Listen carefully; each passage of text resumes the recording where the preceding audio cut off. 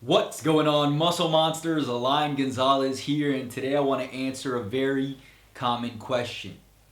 And that question is, what is the best workout split? And the truth of the matter is that there is no best split. There are only best practices or principles. All right? So here's what I mean. If I tell you that a legs push pull is the best split, but you can't dedicate 5 days a week to the gym, um, then it's not going to work for you, right? Um, if you are someone who likes to be in the gym, you like to split up your muscle groups, and you like to get a nice pump, and I tell you that the best way to train is 3 days a week, full body, you're going to fucking hate it. And so you're not going to put in as much effort as you would had you been on a split that you actually enjoyed, right? Because a lot of people don't ever consider, number one, can they actually follow the routine consistently? And number two, will they actually be pumped and primed to follow that routine? All right?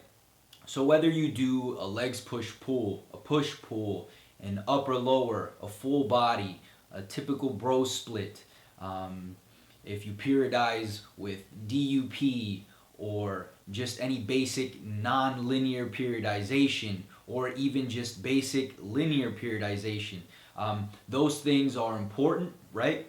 And they play a role, but there is no one size fits all, right? There's just too many factors, all right? But there are four things that you do have to consider regardless of what kind of program you're on, all right? The first thing is volume, so sets and reps. Sets, because we know that if we want to maximize muscle growth, we have to do more than one set. I've seen people here on YouTube talk about doing one set per exercise, and although you can build muscle that way, it's not going to be optimal, and we even have research on it, which I will link down below. Now, this doesn't mean that we should be doing 6, 7, 8 sets, right? There's kind of a cap. After a certain amount of sets, we get diminishing returns, and it's really just not worth it, all right?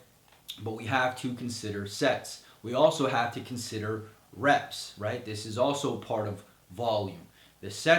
The amount of sets we do is what's going to determine how long our muscles are under tension. Not to be confused with slow rep tempos, right?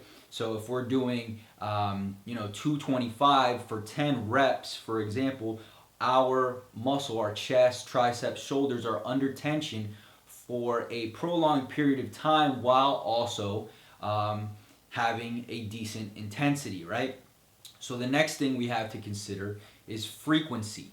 All right, you can train a muscle group once per week and get decent results. But again, we have research showing that when you train a specific muscle group more frequently throughout the week, you build more muscle. Now, the question becomes how much more, and that's a topic for a whole another video. However, it's something that we must consider, right? So if you don't mind being on a split that causes you to train your chest, for example, twice per week, then that's going to be better than if you are on a basic split where you're training your chest once per week. We got to consider the repeated bout effect, elevated protein synthesis due to training, and so on and so forth. The next thing is intensity, right? How heavy we're actually training.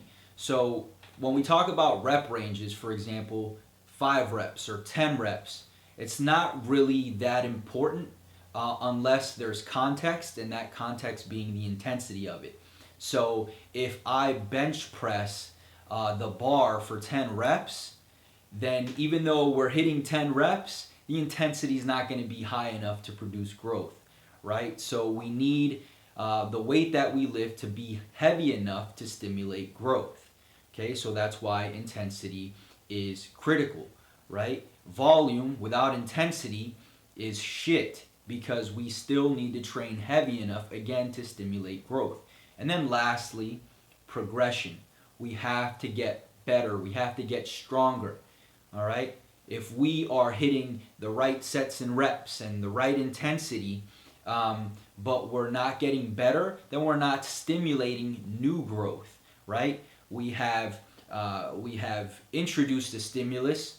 We have adapted to that stimulus by building bigger muscle in order to handle it again later.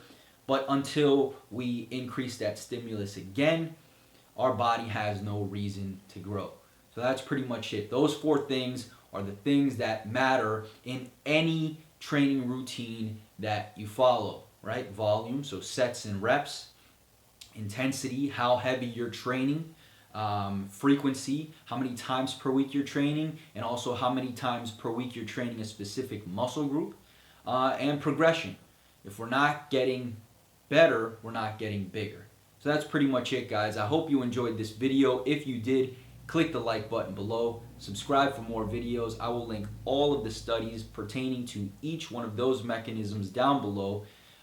If you haven't already, make sure to grab Mass in a Flash. It's completely free. Go to the link down below. Put your name and your email address. You'll get instant access to that. Don't forget to follow me on social media because the shit is popping. It's hot right now. And I'll talk to you guys soon. Peace.